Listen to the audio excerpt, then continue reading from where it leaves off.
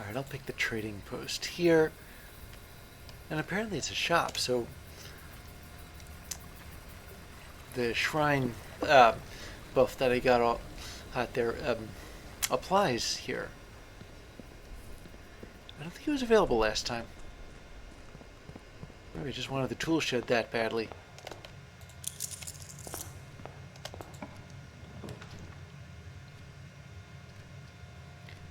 Well, I'll scratch the spare room off early.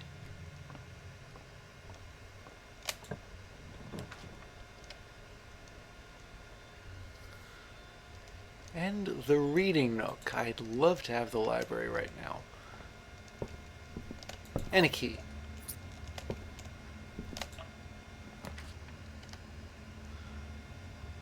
Because right now the library has a book, The Unredacted History of Orinda. Ajira to Eraja. What does that mean? This book was graciously gifted by yours truly. Published in 1979 by Ruffington Red. Orinda was once the name used to designate the realms of the Eastern Waters. Though the term is no longer employed in the halls of politics, nor commonly known to the average citizen, its memory flickers in the hearts of those who hail from the lands that it once encompassed, and many of the elder generation, in hushed circles, still refer to themselves as Orindians. Gee, that must be why there's... Yet we must not let the flame of our history dwindle into the obscurity of whispered conversations, nor permit our leaders to enjoin us to abandon the name of our land. We must keep alive the embers of our past and preserve them for the generations yet to come. So most historians mark the beginning of the First Era, often denoted as Ajira, by the ascension of the first king of Orinda, whose name was Horus. I forget exactly how much of this was redacted. By the ascension of the first king of Orinda, whose name, Horus, would later grace the burgeoning township in which he was crowned.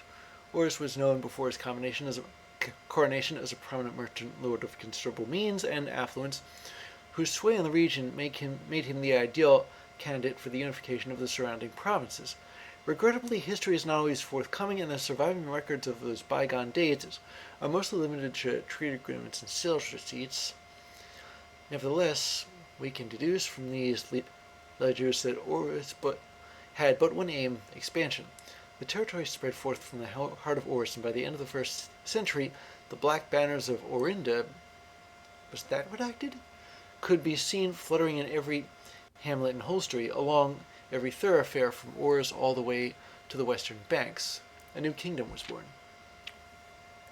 It was the fourth king of Orinda who split the vast domain into 3 equal shares, 3 realms for his 3 children. I remember that being an answer to a history question once. But the options there were 2, 5, 8, and 60, and 6. So I could have made that one. To the eldest he granted the fields and mountains of his great-grandfather, the middle province, and the heartspring of the kingdom. The eldest accepted the gift and called his new realm Orinda Aries, after the angelic paragon of royalty, Orinda. To the youngest he bestowed upon him the realm of Arch Aries, the land of the northern storms, a wild and untamed expanse which, at the time, was not as developed, but a good deal more vast than the eldest brother's lots. I gotta write that one down. Northern storms. And to his middle child, his only daughter, he gifted her the southern region of Eraja, the mystical realm of the ancestors, a land steeped in tradition, magic, and the poetry of the old tongue. Gotta write that down too.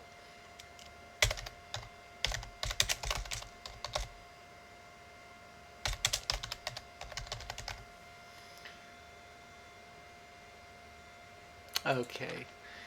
As the second era drew to a close, hey, look at that. I don't know whether you noticed this or not, but the the symbol on the middle landmass is the picture frame, the one that one fourth grader may or may not have made as a political statement. As the Second Era drew to a close, the three sovereign realms had achieved a period of remarkable progress and prosperity. Each of these distinct regions, ruled by their respective sibling monarchs, had blossomed, cultivating the bountiful resources of their lands and developing a unique character and culture that set them apart from one another. Despite those differences, the sibling monarchs managed to maintain friendly relations throughout their lives, and were known for their cooperation in matters of trade and transportation. The succeeding generations of their heirs continued that tradition, and the Third Era was defined by the construction of a vast network of railways that spanned the length and breadth of the land, linking the northern mountains of Archeris to the southern shores of Eraja. I'm going to write that down too. This development facilitated travel and commerce between the three realms, further strengthening their bond and laying the foundation for the promise of a prosperous and bright future, a promise that would, unfortunately, as my readers will soon find, not be kept. Something of a party foul to write these, use personal pronouns in these things. As the kingdom of Orinda Ares entered the Fourth Era, a different kind of ruler took the reins of power.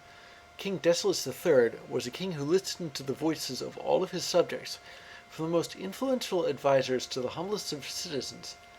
I think that last passage was redacted.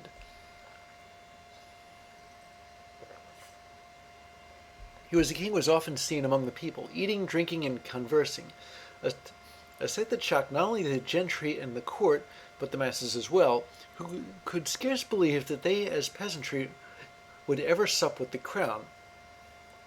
Yeah, this was definitely redacted.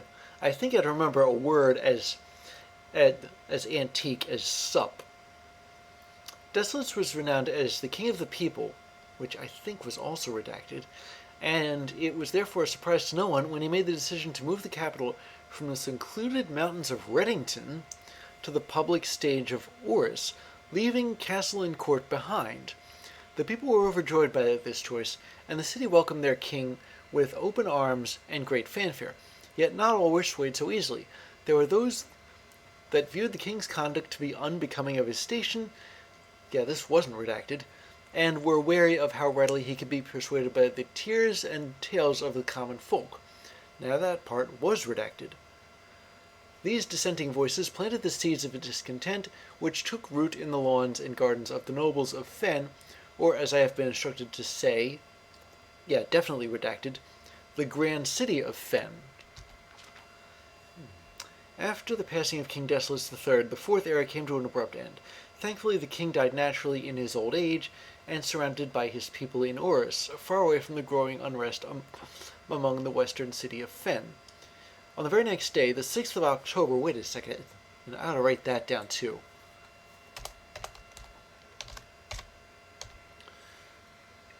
There's no year, though. The self-proclaimed Prince Learson of Fen declared himself the true monarch. This declaration was bolstered by a surprising number of supporters due to the fact that Desolus IV, who I don't think was even mentioned in the redacted version, shared his father's good name but little of his virtues.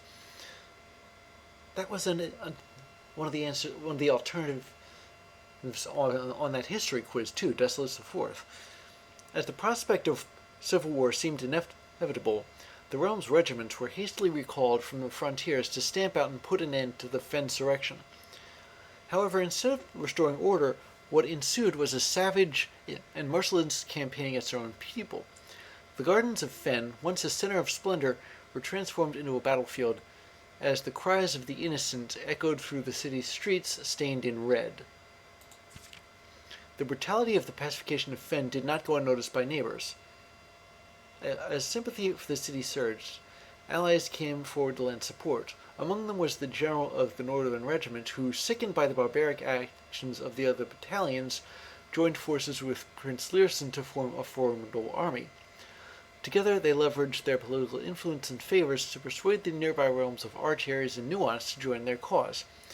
However, even with the tide turning in their favor, victory did not come easy. That sentence, I think, was redacted. The War of the Fifth Era lasted 22 long years, and saw buried 1 in every 3 men. Prince Learson himself added another number to the casualties. However, even in death he had won. Oris had fallen, and with it the realm. The black flags that had flown for 5 eras were burned, and in their place red banners were hoisted in honor of the fallen of Fen. The few remaining members of the former royal family fled in fear of their lives to the south, forever exiled, which may or may not have been redacted. Today the realms inherited by the 3, Fen-Ares, Archares, and Iraja, as opposed to Orinda Ares, Archares, and Iraja, once again stand united as allies. Though the distance between our peoples has grown, our connection to this land remains as strong as ever. The spruce and birch that span across our realms serve as a constant reminder that we all share a common past. And as those trees continue to grow, so do our hopes for a common future. A future where we are not defined by the colors of the banners we raise, but by that which connects us, a land which we call home. For this is, despite everything else, a land rich in history, a land of myth and wonder, a land that has sprung forth the greatest empire the world has ever seen, the land of our fathers, of our mothers, and of our children. This land is, after all that has happened, still Orinda. Yeah, that was definitely redacted.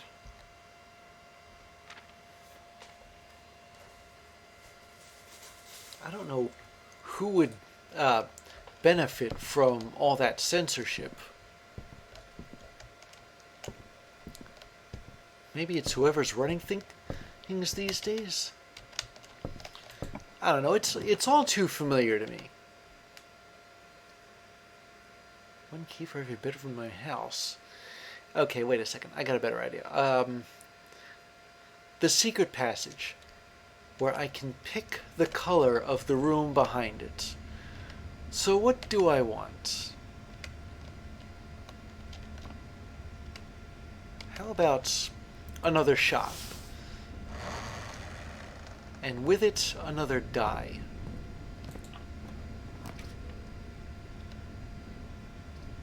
Well, this is interesting. Special cost of the aquarium is bypassed? Is that because I drew it from the secret passage? Still, the kitchen. Food for sale. I could have drawn the laundry room, but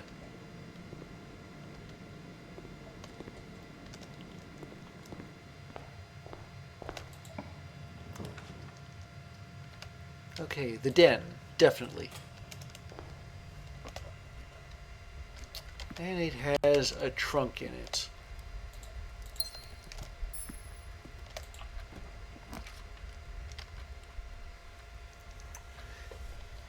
I'll buy the commissary here. I've got lots of those ivory dice now, so it'll expand my options later on. I'll put the storeroom here. Mostly because I have the dice. Also because I need the keys. Or perhaps I will need the keys. Speaking of unrelated topics, okay, I can buy the metal detector and the shovel.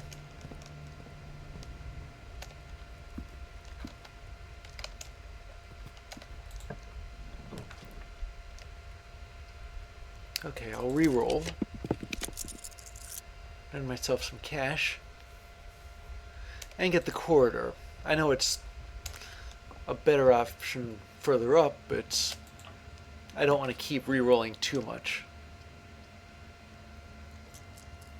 I will re-roll now. And I guess it only was like 5 coins per re-roll. I thought it was 10 for some reason.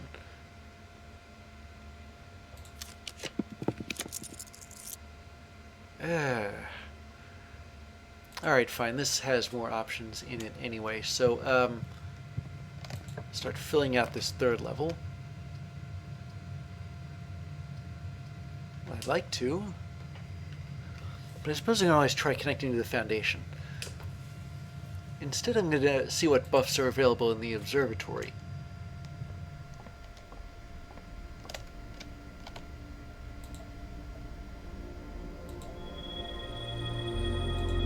Four doors and Diamondus Major. Glad I checked, although those four-doored rooms, that would have been better if I had the shelter. But wait. A cloister. Costs a lot. Costs more than the passageway. Actually, you know what? I might draft the passageway just to save money. I mean, the cloister is the cloister, but there really wasn't anything there. Except that statue.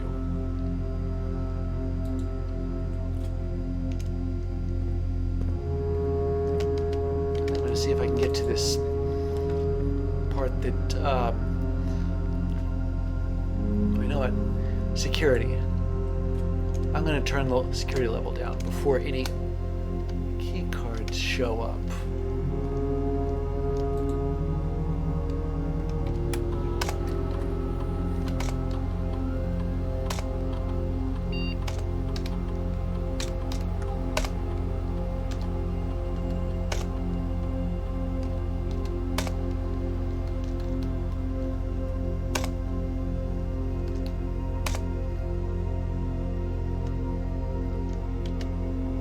Okay.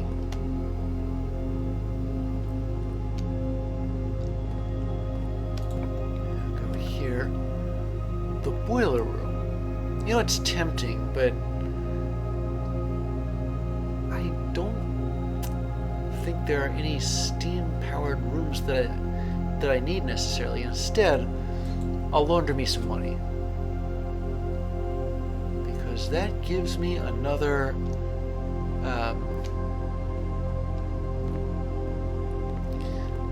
ivory die. There aren't any items in here, though.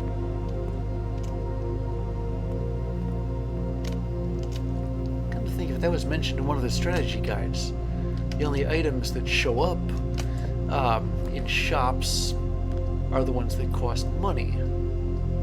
Okay, I'm definitely re-rolling this. I can't afford the rotunda, and I don't want either of those two red rooms.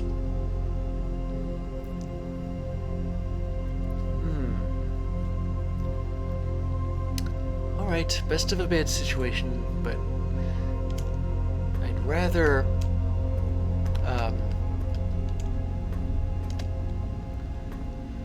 have 2 floor plans to draw from than 3, functionally speaking.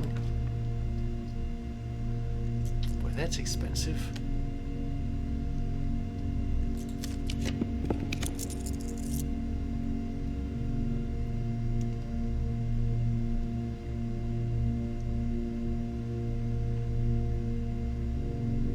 Alright, I'll pick the Great Hall. Not because I have that many keys per se, but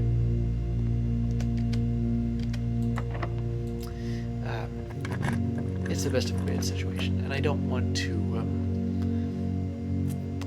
Here we go. Wait a second. There aren't any green rooms.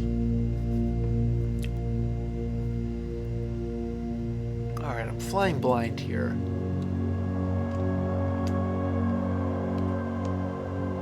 Okay, that worked out kind of well. I've got the car keys, so the garage is an option today.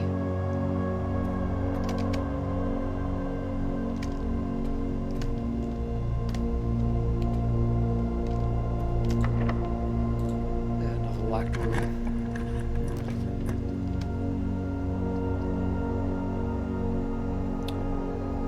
This floor plan is archived.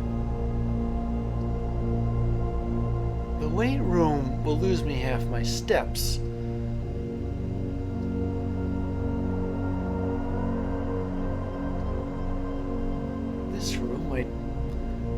block me off the foundation. But rooms with 4 doors are more common, and this might actually be the courtyard, but that only has 3 doors.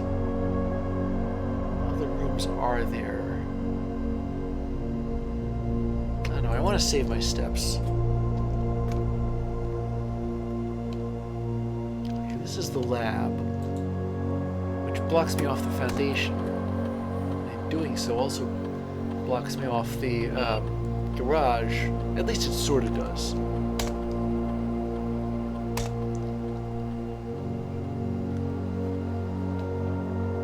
Hello? Tell you what. Oh, drifting, bedroll driving. Should I find some trash while digging? Well, I tried that, and there was a distinct lack of trash. Not exactly taking chances here. I'm going to add some gold to my allowance. Ka-ching.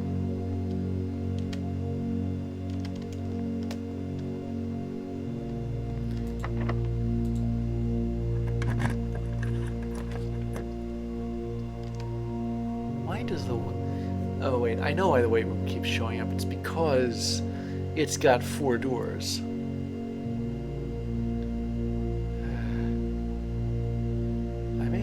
Here. Well, yeah.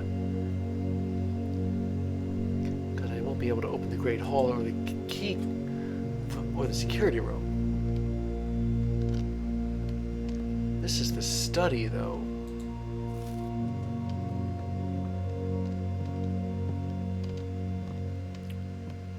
Ever since I found out about, like, ever since that remark about chess. What exactly did that mean in, like, the strategy guide?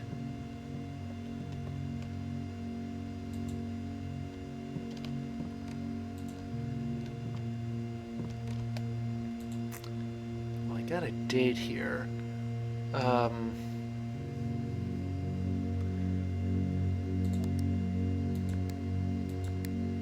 October 6th? No. 1915, the year on that log? No. I haven't found any gates. That's what I'm thinking of, that passage, 8 gates. Crack 8 safes. If we count small gates, 8 gates crack 8 safes.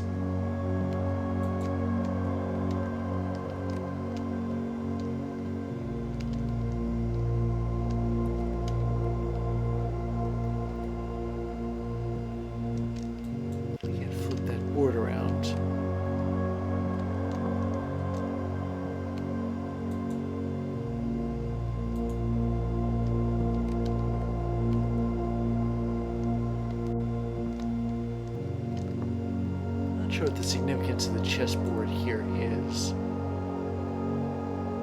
Whatever, I'm calling it a day.